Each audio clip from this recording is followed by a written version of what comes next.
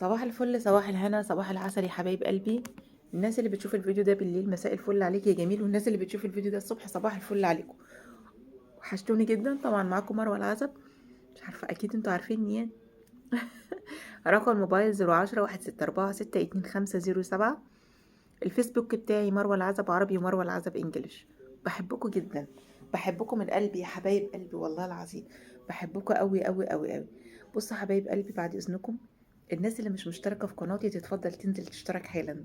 يلا يا جماعه، اللي مش مشترك ينزل يشترك حالا، واللي مش عامل لي لايك ينزل يعمل لايك. اظن قبل اي كلام يا ريت تعملوا اللي انا بقول لكم عليه. والقناه التانية اسمها حكايات ماما واسامه، يعني يا ريت تعملوا لي اشتراك هنا وتعملوا لي اشتراك في قناه حكايات ماما واسامه. واللي مش عامل لايك يدوس دلوقتي لايك. انا بعمل لكم فيديوهات جميله، ارحموني بقى ما تزعلونيش.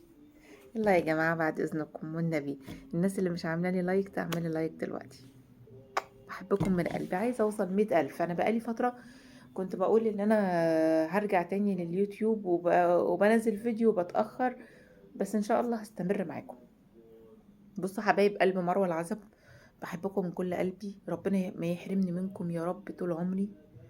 آه عايزه اقول لكم ان في واحده من متابعيني، طبعا عشان انا بملي رقم تليفوني فالناس بتدخل تكلمني على الواتساب، من متابعيني كلموني وقالوا لي يا مدام مروه لو سمحتي احنا عايزينك في حاجه، فانا قلت لهم اتفضلوا.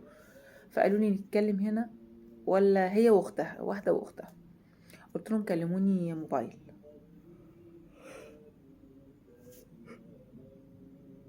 طبعا انا بصور الفيديو ده بالليل الساعه 3 بالليل، بس قلت على ما يتحمل الصبح ان شاء الله وينزل لكم. بحبكم قوي. آه قالت لي يا مدام مروه احنا انا واختي بنكلمك تعرضي لنا المشكله دي، ومش عايزين راي حضرتك، عايزين راي الاغلبيه في الكومنتات، فانت طبعا هتحلوا لها المشكله في الكومنتات. ما تنسوش، الناس بتستنى الكومنت عشان خاطر تشوف الناس هتقول لها ايه. يعني احنا يا جماعه، يعني المفروض تعتبروا صاحبه المشكله دي اختكم. اي حد، اي حاجه تقرب لكم اي حاجه، فما تستخسروش التعليق.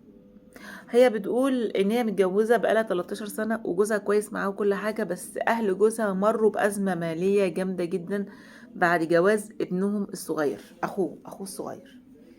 وجوزي مسافر بره وبيبعت لنا وكل حاجه وبقالنا فتره، بقالنا يجي 8 شهور 10 شهور. جوزي بدأ يدفع وبدأ آه، الموضوع زاد عن حد قوي. الفلوس كتير اللي عليه، اللي على اخوه وعلى امه وعلى ابوه ماضيين حوارات من دي. فالست بتقول لي احنا دلوقتي بقى جوزي بيستخسر فينا وانا مش مرتاحه.